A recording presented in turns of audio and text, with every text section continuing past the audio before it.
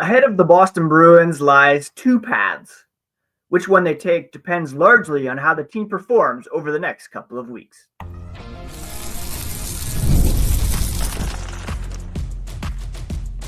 You're Locked On Bruins, your daily podcast on the Boston Bruins, part of the Locked On Podcast Network, your team every day. What is up, Bruins fans, and welcome back to the Locked On Boston Bruins podcast. I'm your host, Ian McLaren, and this is a daily show where we discuss all things Spoked Beat. Today is Thursday, January 16th, and I want to thank you so much for making Locked On Bruins part of your daily routine. Free and available on your favorite podcast app and on YouTube, part of the Locked On Podcast Network, your team every day. And today's episode is brought to you by Game Time. Download the Game Time app, create an account, and use code LOCKEDONNHL for $20 off your first purchase. On today's show, we are going to discuss the comments made last night by Cam Neely, Charlie Jacobs, and others in regards to where this team is going this season, the two paths that they face, whether it's to add to the current roster or perhaps to retool based on Boston's struggles so far this season. Before we get into all that, quick reminder, you can find the podcast on social media at Locked NHL Bruins. You can find me, my hockey thoughts, dad jokes at Ian C. McLaren. Please do follow along there and also hit that subscribe button on your favorite podcast app and on YouTube so that you never miss a thing.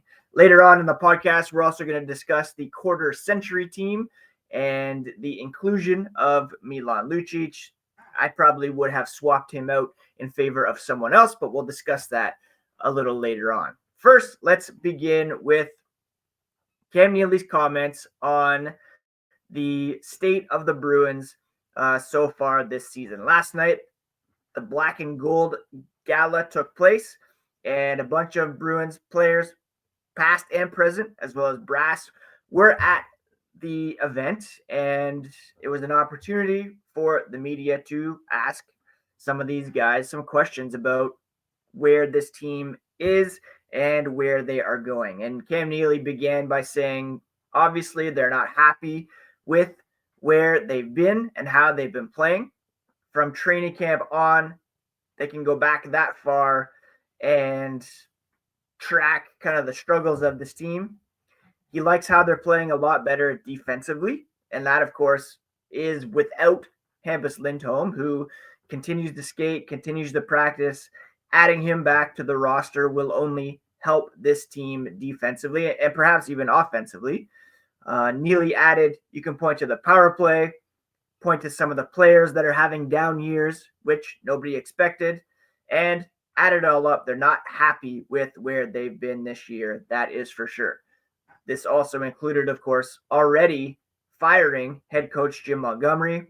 He's got the Blues rolling in St. Louis, and it's been a disappointing season so far, for sure. Bruins CEO Charlie Jacobs echoed Neely's thoughts, saying he feels everybody's frustrations. He hears it too. Probably heard the boos, the Fire Sweeney chants last week. Like the fan base, he's also a fan, he says. He supports the team. He believes in leadership, and he knows it's been called into question quite a bit recently, but he still believes in both Cam Neely and Don Sweeney to lead this team moving forward, whatever that is worth. Cam Neely said they've got to look at two paths here.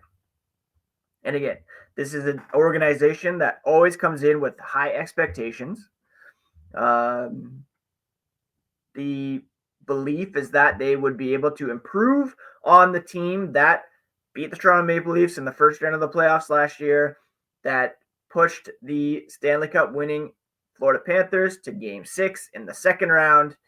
They added in the offseason, but right now they're only 22, 19, and 5 and are in a real middling pack of teams competing for a wild card spot. And with the trade deadline approaching on March 7th, Neely said they could approach it a little differently as they have over the past 2 seasons. There's a couple of paths they can take. One is that they're buying, as they have in the past, trading draft picks, trading futures in order to solidify the roster for what you hope would be a long playoff run. The other is that maybe they're retooling a little bit. They still feel they have a playoff team here. They certainly don't want to jeopardize that even further by subtracting from the current roster. But you also have to face the reality that perhaps you're just not really a playoff team. And we'll discuss that here coming up, which path they should take. Neely said they've made some moves that should be good for the future, but they haven't really worked out in the present. And that is, of course, the signings of Nikita Zadorov, the signing of Elias Lindholm. Those two players haven't quite made the impact that was expected. Neely added they just have to be really smart about which path they take. If you are buyers again, you've got to know that you're a team that has a good chance to take a deep run. You don't want to go all in and then not really feel confident that you're going to have a deep run. This year has been frustrating because they felt that coming out of the offseason, they had a better team than what they have shown so far on the ice. Maybe that's the product of overvaluing what they have, Neely admitted, or just a start that was not expected. Now the Bruins have won their last 2 games, both against some pretty heavy hitters in the Florida Panthers and the Tampa Bay Lightning, but they need to play more consistently, string together some more wins, and Jacobs added, the hope is they can build off the past 2 games. He feels the team has yet to play their best games, and he feels they've got it within them, in their system, in the room, and not system in terms of, the pipeline, but they got it internally to find that next level. Now, Don Sweeney, not someone who addressed this last night. It was left up to Cam Neely and to Charlie Jacobs to discuss this. Jacobs did add that, again, he's been working with Cam specifically for almost a couple of decades now. He has a very good faith in the managerial group to turn things around. He said if you look at Don Sweeney's stewardship, Cam Neely's stewardship since 2015, they've made the playoffs 8 out of the 10 years. He's not measuring success solely in making the Stanley Cup playoffs.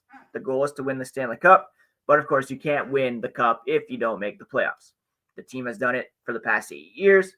They hope they do it again for the 9th, and there have been some trying moments. Of course, Jacobs is looking at the bottom line. Get into the playoffs, you get that extra gate revenue. The longer you go, the more money you make. That's certainly a part of it, so there's no appetite to not make the playoffs financially. But at the same time, you want to build, you hope, ownership wants to build a winning hockey team for the fans and not just for the bottom line. So that's what Neely, Jacobs were saying. We'll talk about how Brad Marchand addressed these struggles and which of these 2 paths the Bruins are most likely to take here as the podcast continues.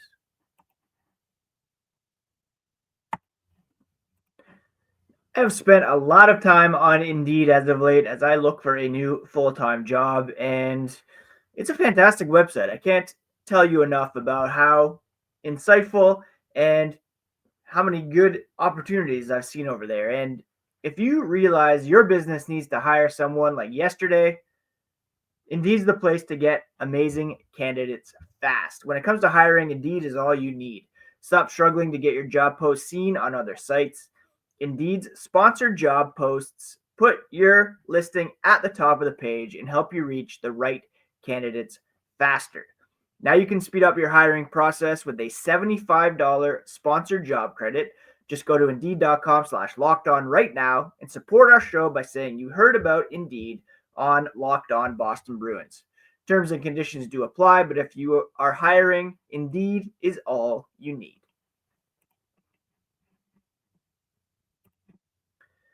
And thank you so much once again for making Locked On Bruins part of your daily routine.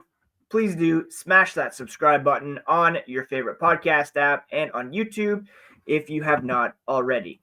Now, as Cam Neely, Charlie Jacobs discussed the two paths facing this team this season, whether to buy at the trade deadline or to retool a little bit, it's really up to the players to figure that out.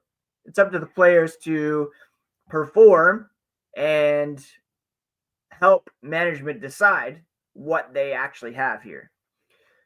Captain Brad Marchand last night at the gala said the Bruins, of course, are aware of the situation they're in. They understand the roads that are in front of them and where they lead. They understand that they haven't performed the way we've needed to, and there's consequences that come with that. He said, quote, "There's very high expectations with this organization, and they're expected to perform and do their job, compete every year for a cup. If we're not going to do that, then changes are going to be made so the team does compete for a cup," end quote. Now, here's the way that I look at it. I say there is definitely some pressure on Don Sweeney and Cam Neely to get this team back on track, and you can't look at this roster and say that it is necessarily optimized for winning. I also think Don Sweeney doesn't get perhaps enough credit for his team building because they haven't won a cup during his tenure as GM. He did build a team that went to Game 7 of the Stanley Cup final in 2019. He went above and beyond to add to the roster in 2022-23, like literally dipping into LTIR, adding Tyler Bertuzzi after already adding Dmitry Orlov, Garnet Hathaway prior to the trade deadline. That was a team that should have won, let's be honest. And it was the players who underperformed. Now, this season, is it a question of players underperforming or the roster just not being that good? And the answer is yes. It's really both at the moment. You have some players who are underperforming, including your very best players. That includes David Pastrnak, who, despite the fact he's on fire at the moment, he's still only playing at around a point per game pace.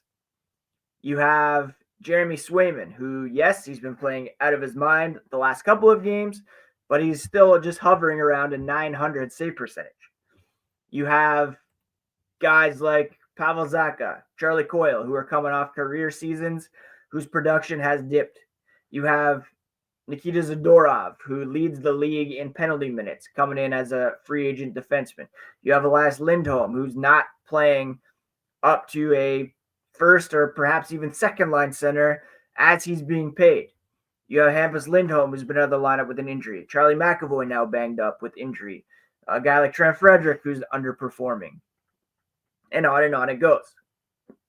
So the question is this team a Stanley Cup contender? I mean, let's be honest, probably not. And are you willing to give up what it would take to acquire a piece or two to improve your chances? Like, what this team really needs right now is a guy like Jake DeBrusk, who has been very good for the Vancouver Canucks. They've got their own set of issues, of course, but he has performed up to the level of the contract that he signed with Vancouver. And you look at the moves the Bruins made, adding Zadorov, adding Lindholm. They lost DeBrusk, Danton Heinen, even James Van Riemsdyk, who's playing pretty well lately for a Columbus Blue Jackets team that is right in the thick of it with the Bruins for an Eastern Conference playoff spot. Those guys weren't really replaced. You've got a revolving door now of Oliver Wahlstrom. You tied Tyler Johnson there for a while. Fabian Lysell, Georgi Merkulov have been recalled for a time. This team just isn't deep enough or good enough, I don't think, to make a real run here. Now, a lot of it is going to be dependent on what the Bruins do between now and, let's say, the Four Nations face-off. And it's a really tough stretch coming up for the Bruins, maybe not in terms of competition, but just a really busy stretch here. They're in the middle of 3 days off. They take on the Senators on Saturday, a 4-game week next week. Then they end January, go into February with a 3-game week, finish off with 3 tough games against Minnesota, the Rangers, Vegas on February 8th before getting that couple weeks off for the Four Nations face-off. And then between that and the trade deadline, which is set for March 7th, the Bruins have 7 games. So between now and, let's say, the end of the beginning of the Four Nations face-off, that's when you're really going to get a sense of what this team is. I mean, we already kind of have that. They're basically a barely over 500 team with poor power play, poor penalty kill, missing offense. Yes, the defense has been okay, but they're still minus 22 goal differential overall, which remains second worst in the Eastern Conference. And right now, point percentage wise, there's a clear top 6 in the East: Washington, Toronto, New Jersey, Carolina, Florida, even Tampa Bay you can put in that group. Then you have the Ottawa Senators currently in 7th, the Columbus Blue Jackets in 8th, the Montreal Canadiens in 9th, and then the Bruins in 10th, just ahead of Detroit and the New York Rangers, who are also at 500. So which of the paths does this team take? Right now, I'm kind of in the retooling path. I've already heard suggestions of, oh, look what Trent Frederick did the other night. You keep him as an internal rental. If he's not going to re-sign with this team, you can't afford to just hold on to him and lose him for nothing, as you did Jake DeBrusk, as you did with Danton Heinen last season. You could argue they were better positioned for a run last season. The belief was they would make these moves and then add and make themselves even better, more playoff ready with a Lindholm, a Zadorov.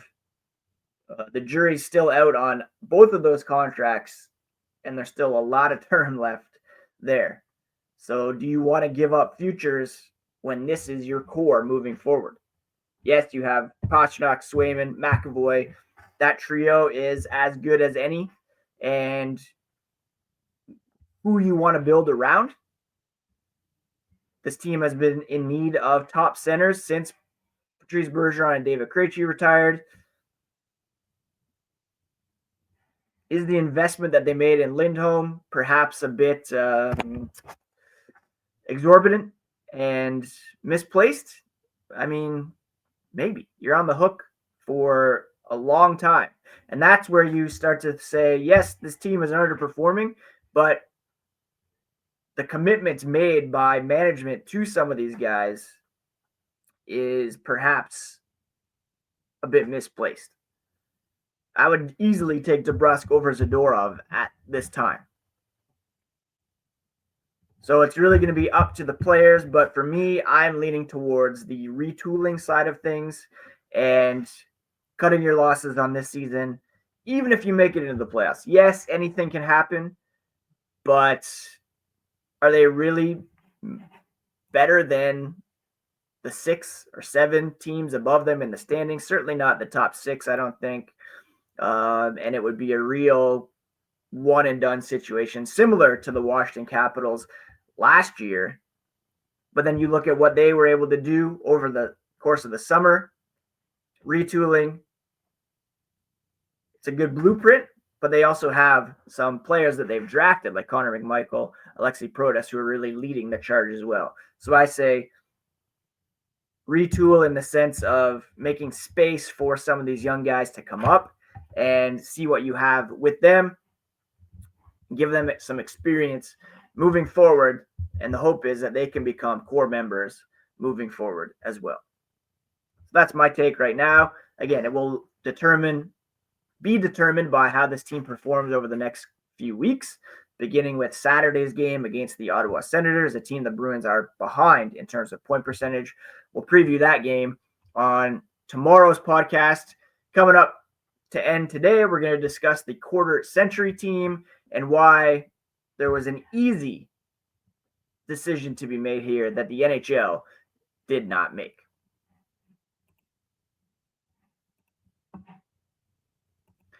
I love attending live events, and there's no place I go to first other than Game Time.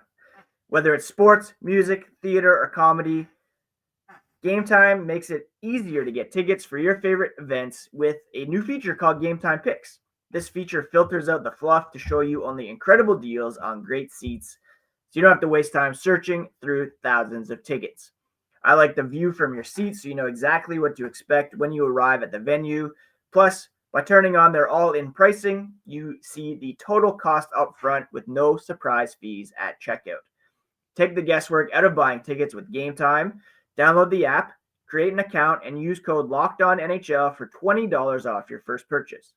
Terms do apply, but again, create an account, redeem code LOCKEDONNHL for $20 off. Because what time is it? It's game time.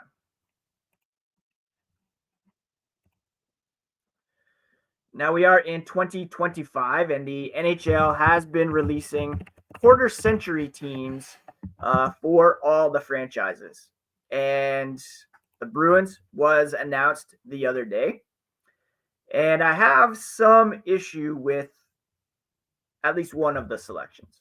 Now, the first team, pretty much a no-brainer. You have Patrice Bergeron, David Krejci, Brad Marchand up front, Zdeno Chara, Charlie McAvoy on the back end, and then Tim Thomas as your first team goaltender. You could perhaps argue Tuukka Rask had more longevity, and he's the winningest goalie in Bruins history, but Timmy gets the edge, of course, because of the Stanley Cup win, the Conn Smythe Trophy, etc. Charlie McAvoy, you could argue, hasn't done enough to warrant a first team all-star or first team quarter century team nomination for the Bruins. But having said that, they haven't had too many other kind of franchise type defensemen step up for this team. The only other guy you could possibly make an argument for is Torrey Krug, and he is indeed on the second team, along with Dennis Seidenberg on the back end. You have Seidenberg, of course, well warranted. He doesn't have the point totals, but of course was a stalwart blue liner and a huge part of why the Bruins won that cup in 2011. Torrey Krug, the second highest scoring defenseman for the Bruins this century, and Tuukka Rask, of course, the winningest goalie. Now, up front, you also have David Pastrnak, who you can make an argument for being on the first team, but those three guys I mentioned, Bergeron, Krejci, Marchand, all won a cup, likely to have their numbers retired, perhaps, at least Bergeron and Marchand, I would argue. Pastrnak could end up being the top scorer in franchise history, but of course you can't take away from what those three guys have done. Now, you also have Joe Thornton on that list, who's the fifth highest scoring forward this century for the Bruins, despite playing only 315 games. Of course, he was captain. He has the second best point per game average this century. Jason Allison, 1.16. He only played 82 games. Joe Thornton, 1.10, ahead of David Pastrnak at 1.08, although he's played like half of the games that Pastrnak has played. Now, the other selection was Milan Lucic, which is a bit of a controversial one because of course, the way his time ended with the Bruins and the domestic abuse charges that were eventually dropped. For me, optically, I would have left him off this list. If that's a situation that comes up, it's a very easy thing to just exclude him from this list. He is 5th on the team in points in the playoffs. He's one of the top scorers this century for the Bruins. But you could have easily put Nathan Horton on there for his impact with the Bruins, scoring those huge goals. They don't win the cup without his goals in the opening round, his goal in Game 7 against the Tampa Bay Lightning. You could have also put Marc Savard on this list. He was a point-per-game player for this team in the regular season. He had the, 8th most points this century for the Bruins, but again, limited to only 304 games. If you look at iconic moments for this team in the first 25 years of this century, his overtime game winner against the Philadelphia Flyers in 2010 is as inspiring as any moment. Yes, he wasn't part of the Stanley Cup winning team, but signing Savard and Chara on that same day really spurred on this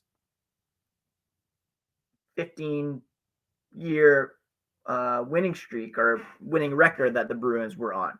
For me, Lucic, you can make an argument on the ice, but the off-ice stuff, especially that incident last year, excludes him from being on this list. I'm sure people will argue with me about that and say the charges were dropped, etc.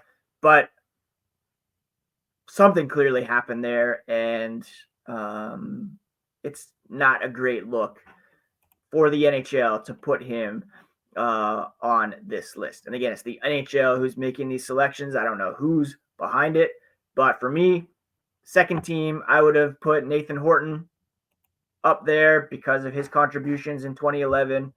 I would have put Marc Savard on there because of the fact that he was one of the Bruins' most prolific offensive players when he was in the lineup. That iconic goal in 2010, the inspiration that he brought to the team. I would have gone with a positive in that sense, apart from the other stuff that comes with Lucic and all that. So that's my personal opinion. Agree, disagree, drop in the comments. There's other, you could make an argument for Jake DeBrusk being on there. You can make an argument for Sergei Samsonov. Nah, you wouldn't be on there. Easily the top 5 guys are Bergeron, Marchand, Krejci, Pastrnak, Thornton. It gets a bit dicey after that, but I would have gone with Savard for sure, Nathan Horton. So there's 2 other guys that you could have easily put in that spot and avoiding the backlash that the NHL is rightfully facing for that decision. Anyways, that's it for today's episode of Locked On Boston Bruins. Thank you so much for joining me once again here on the podcast. Thank you for those who subscribe, those who follow along each and every day. It really does mean a lot. Please do hit that subscribe button if you have not already. Check out Locked On Fantasy Hockey next. Steal and Flip will give you all the tips you need to get the edge over the competition this week. And we will be back tomorrow to preview a game against the Ottawa Senators and bring you all the latest here on the Black and Gold, because that's what we do here on Locked On Boston Bruins, part of the Locked On Podcast Network, your team every single day. Take care of yourselves, friends. Take care of each other. We'll talk to you again here tomorrow.